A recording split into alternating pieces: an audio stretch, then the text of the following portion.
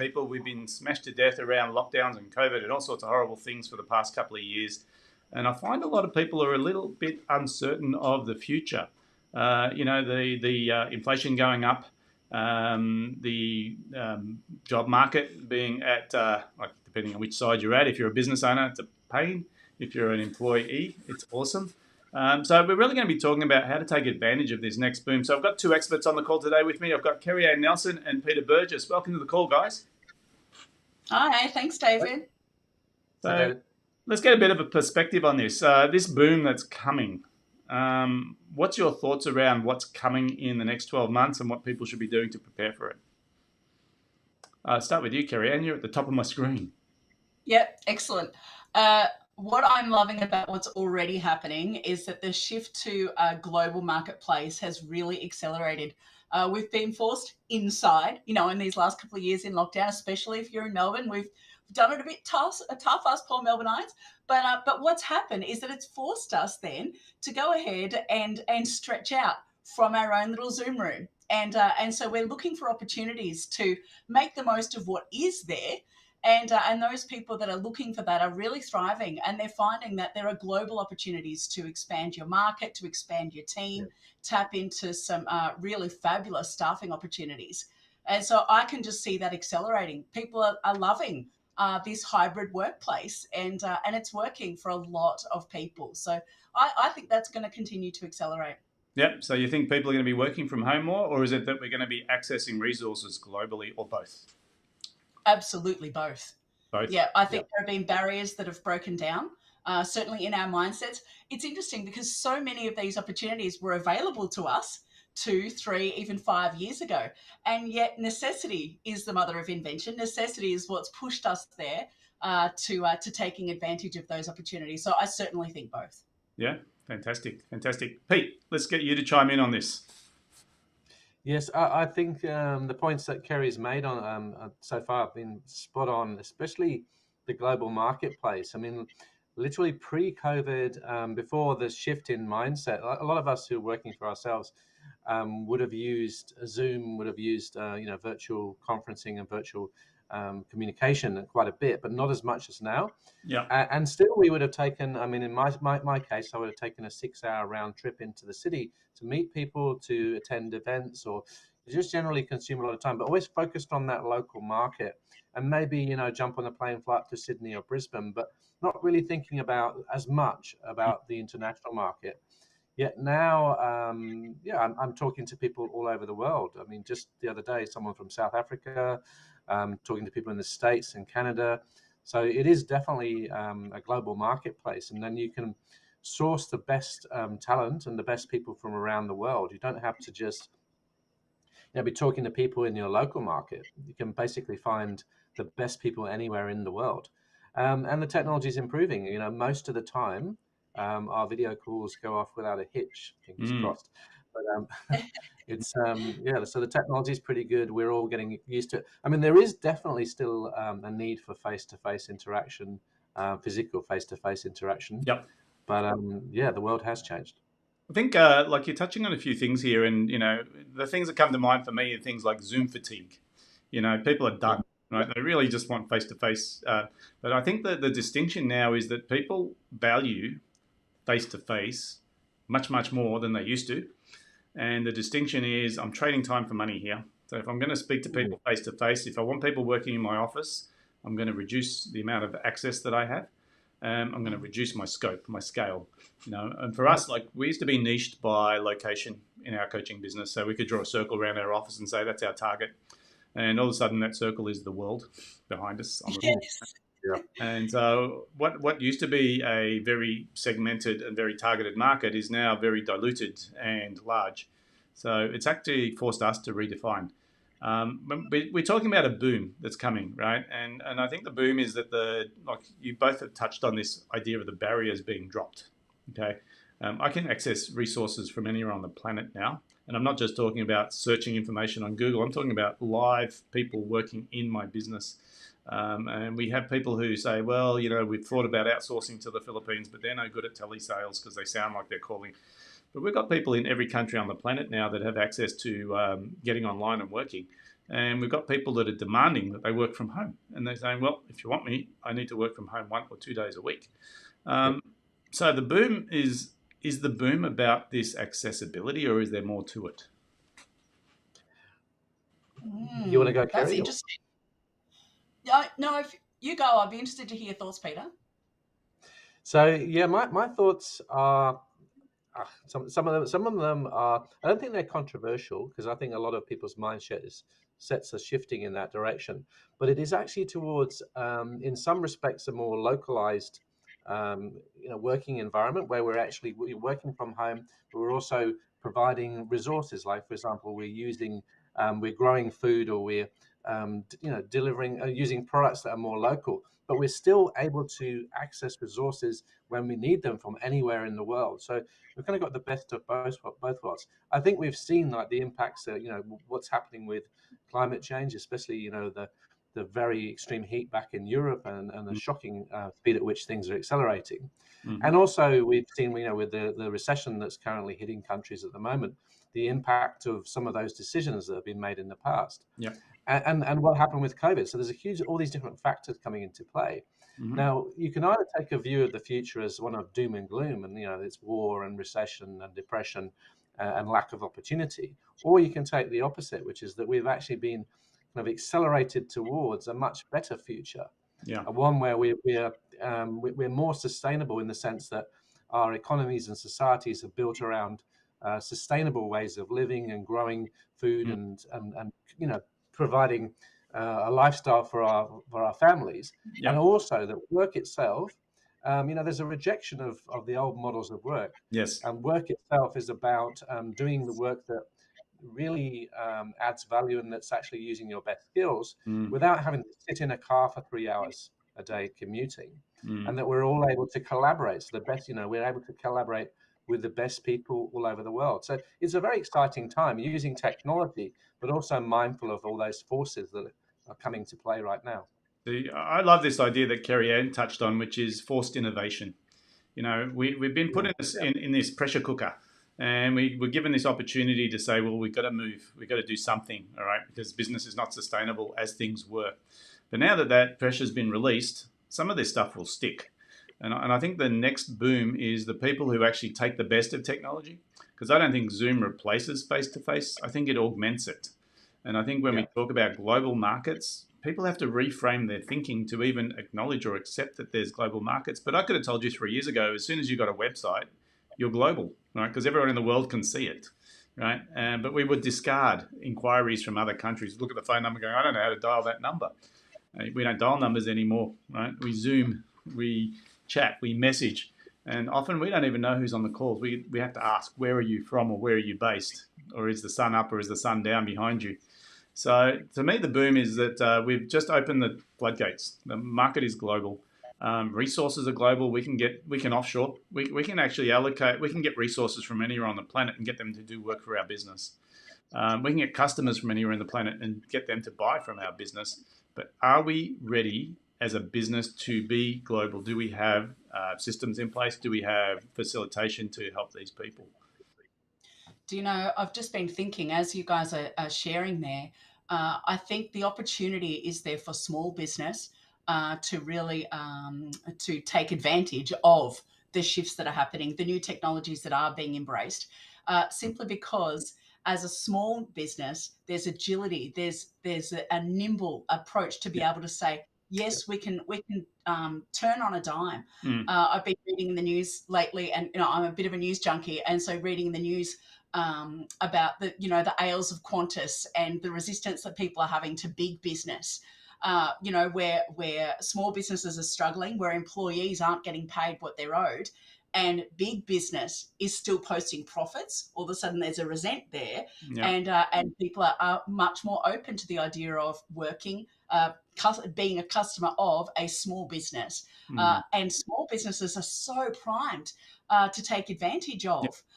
We can hire and hate firing, but if need be, we can upsize, downsize. We can implement a new tool, implement a new system.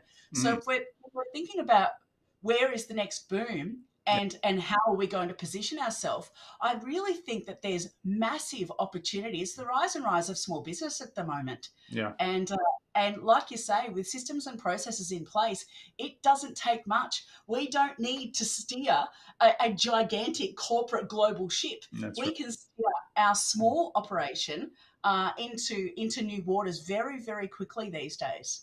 Yeah, and I think it's a bit like prepping, isn't it? Like saying, you know what, this big world's open up in front of us. We have no idea how to manage it, but what we do know is we're bogged down in the quagmire of being busy in our business. That's So it. I think part of the opportunity is not trying to predict what the market's going to do, but being agile, as you mentioned, and making sure that I'm not bogged down. Because my biggest complaint I hear from a lot of people in business is we don't know what happened. Things just dried up. And that's a Mm-hmm. reactive view of the world, right? Because as an entrepreneur, when change occurs in a marketplace, it's exciting, right? There's a window of opportunity where, it's like the gold rush. Everyone goes out there. And we need to be ready and we need to be available and we need to be assessing. So understanding and reading the play because, we talk about, there's a property crash. There's a market crash? There's a lot of fear and unknowns in this marketplace, and what it does is it causes people to freeze for a moment, but they don't freeze for a long time. And No. the people who actually are acting while everyone else is frozen, they're getting a strategic advantage over their competitors. Absolutely. Yeah, it's interesting because the longer you freeze, the longer you become stuck there in that position. Yes. And being able to it's not reactive, there's a difference. Reaction in fear is a bad thing. Being proactive and responding in seeing an opportunity and seizing that, Yes. that's where real shifts are going to take place. And they are. It's not even something that's coming. It's something that's actually happening now. Yes. And yeah, we live in exciting times. Yeah. So here's the thing, right? This whole conversation is coming back to what do we do to Yes. prepare ourselves for the boom? Because not knowing which way the pendulum's going to flop, right? We just do know there's change, and change breeds opportunity. How does someone build their business or structure their business to take advantage of that? Let's hear your top 3 tips from each of you, and I'll give you mine Oh, after. top three tips. We're going straight into top three tips. Okay. Yeah. Okay. So my first idea. Sorry, Peter. I do have thoughts on this. uh, No worries. my first thought here is that if you don't know where you're headed, then you can't possibly make a plan to get there. Mm. So having a really clear goal. Now, how you get to that goal is going to do this because, like we found, we can't know what challenge is next around the corner. Yeah. But if we know where we're headed and we know the aims that we have for our business, then we can start to shift and manipulate our responses in line without getting waylaid, without getting sidetracked, without getting burned out, because that original vision is just so inspiring and allows us to keep pulling through. Then we need to equip that vision. And so whether that looks like implementing the tech that we need and the automations, and I'm going to leave space wide open there for Pete to address that, but equipping that vision, Yeah. and then going ahead, equipping that vision with manpower. We need people to do the work. The best thing you can do to minimize the risk in your business is actually to hire staff. 80% of businesses who fail in their first couple of years do so when they don't have staff. Even one staff member will make such a gigantic difference Yeah. for your ability to be able to leverage the opportunities that are there. And then my third tip, following those two, is to go ahead and make sure that that staff member knows exactly what to do, how to do it, what a good job looks like, so that they can be responsible there and accountable for accelerating that vision that you have in the first place. Yeah. Brilliant. Brilliant. So making sure you know where you're going, number one. Number Yes. 2, get some staff on board. And number 3, make sure they know what they're doing. Yes. Brilliant. Peter, let's hear yours. 3. That was a great response, Kerry. I'll come up with 3 as well now. So obviously, my three are more around the techie side of things, but not too techie. Look, what's really inspiring right now is the ability for businesses to build platforms within their business. And when I mean a platform, a software platform that allows them to deliver a great customer experience, which is a no-code platform. So there's actually tools out there now which allow us to pretty well automate large parts of our business without writing any software code at all. Yep. So we're in a great time when looking at tools like Zapier, for example, or Integromat, which is now called Make, you can from end to end in your business, you can replace all of those manual processes with automations. So you can be much more lean and much more efficient. And I was just reading yesterday about a company with a turnover, a small business, one employee, turnover $500,000, just running on a no-code platform. So you can replace the need to hire lots of people with technology. And then when you do hire people, they can do great work because they're not doing, all those manual and menial things in their business. They're actually doing, using their best skills to do meaningful work. So that's number one, which is the leveraging, no-code technology and great tools to build a really automated and smooth running or autopilot business. Yeah. And the second part is design. So be intentional in the way you design your business. So and this is a large part of this is what Kerry does, which is actually looking at your processes in your business, and taking a snapshot of where you are at the moment, and then looking at how can you improve and optimize those processes. Right. And I think one of the issues often customers have is that they have a dream, a vision of a better world for their business, but it might be a bit vague. It might be a little bit undefined. Yeah. And our job as experts is to actually go in there and say, well, this is your dream, but did you realize you can go even further? So it's actually, showing people the potential of what's achievable. And the last part, it's sort of like, I think it fits in with the other parts, which is really to make sure that your data, the information you have in your business, is well managed, and you've got great reports to make decisions on. You've got a single source of data. And for me, in the sales process, that's a CRM. Fantastic. Okay, I'm going to give you my three. And I've got the benefit of having heard what you guys have said, but I've also got the penalty of you guys have stolen some thunder. But I'll suggest one thing, right? And this has happened for us. Australia is 2% of the GDP of the world. And so any business that's successful in Australia that turns global has a 98% capacity growth in their business. And that is like off the charts in terms of most people's vision and most people's plan and most people's scale. And what they're thinking is, I want to scale my business, I want to add 20% or I want to double. And that might be quite challenging in a captive market. But as soon as you go global, that's not even hard, right? What's hard is to have a platform that allows that, because inevitably people get stuck in busyness. Right? What I mean by that is if I talk to someone about business, I say, we're going to double your business over the next 6 months. They look at me like we don't have the capacity to do that. And so I'm not suggesting you start building teams of people that are sitting there waiting. What I'm suggesting is your business system has to have scale built in. Okay? So we're building for the future business, and the vision that people had 5 years ago and the vision they can have now can be dramatically different because of the scope of the market. In marketing terms, they call it total addressable market. And all of a sudden, if we move to a global platform, it's very different. And I'm just talking about Australia, but really, here's the truth. The terrain has changed, right? We know there's climate change. We know there's global communication, and we know there's acceptance of people working remotely, and we know there's people buying remotely. So all of these things have been pressure cooked over the last couple of years, which means any business plan that is more than 2 years old has to be thrown in the bin. And people need to say, based on what's happening right now, what is the scope and what is the scale of my business? So my first tip is to revision your business. My second tip is that everything you guys just described, we've been banging on for years about systemization for scale. And it was optional for a lot of people because their pushback is, I'm too busy. Oh, yes, we'd like to do that. We've tried it. It's failed. And now I'm thinking it's a non-negotiable. It's a non-negotiable to systemize the business. Now, for some people, they don't understand what that is, and they could go back to something as basic as the E-Myth Revisited, Michael Gerber. It's a classic book that talks about business systems. We talk about franchise formats, we talk about structure, and we talk about scale. It's non-negotiable to me. It's non-negotiable. This is how the business needs to run. And the third part for me is going to be about letting go. And I think there's a lot of people that love this notion of, I wish things would go back to how they were. But often when they say that, they don't realize that and I'll give you a specific example. You got your tradie, right? He's driving around in his truck and he controls his destiny because he chooses the jobs and he does the jobs.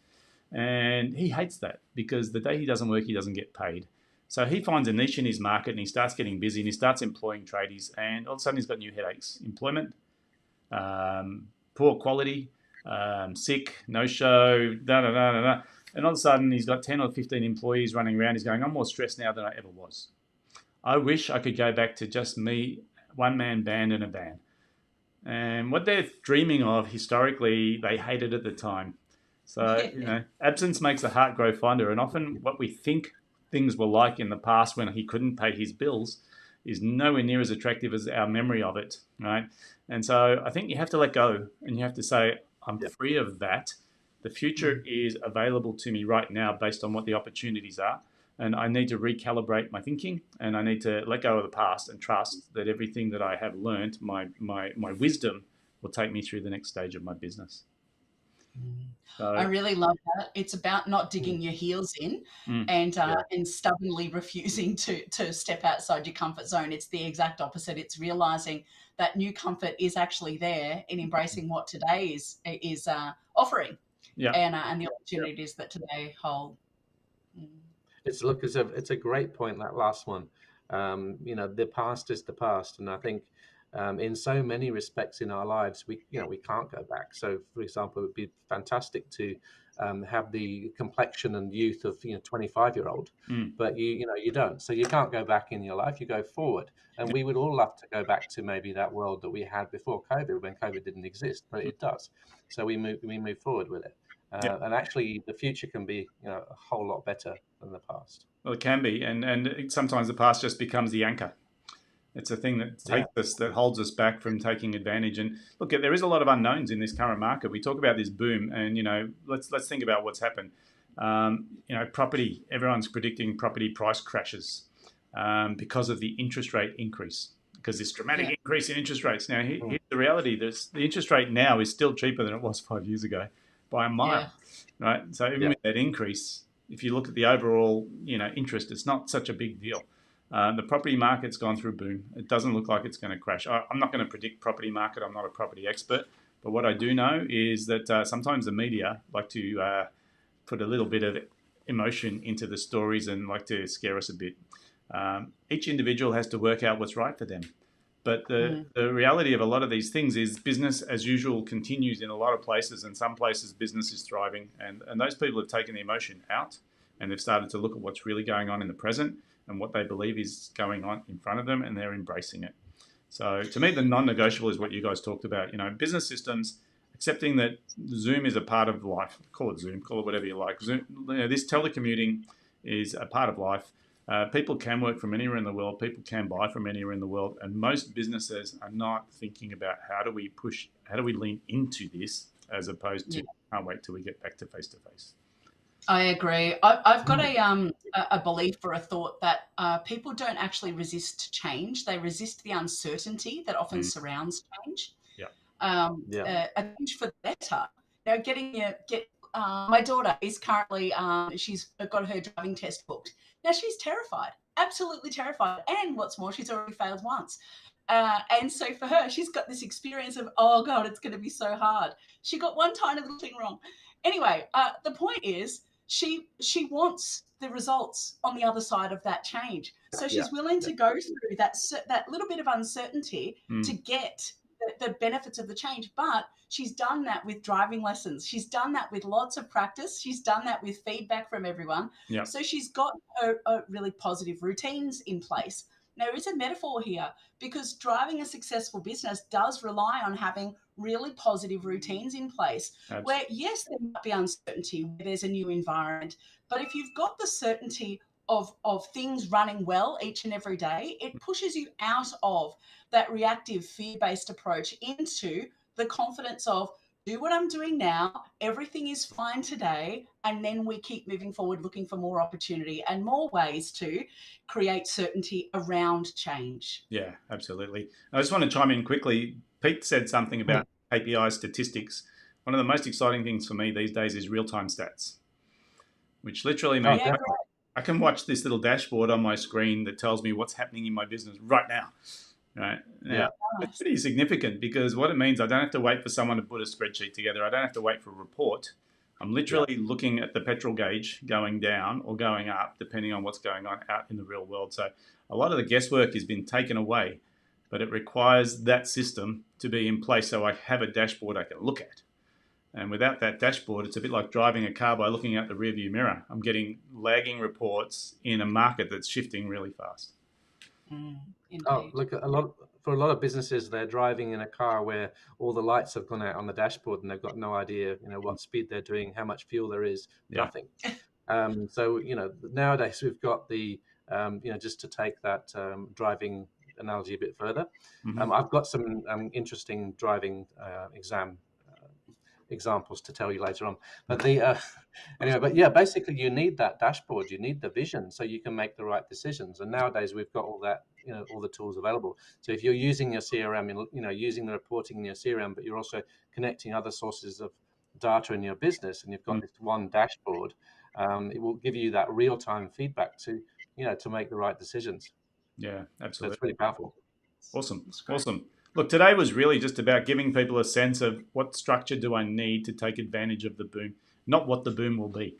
Because I think the readiness of a business owner to see an opportunity and seize it is going to be the winner of the prize. It's not about just building a strategy based on what you think is going to happen. It's about being ready to see the market and move quickly. So, guys, really appreciate your input today. It's been an interesting conversation. It is a bit of crystal ball gazing, but I think what we've come around to is the idea of the structure is the structure. It needs to be put in place. It should be non-negotiable. So, Indeed. Fantastic. Thanks, David. Guys, thanks for joining us. I really appreciate your time. Thank you. Very welcome. Take care. Thank you.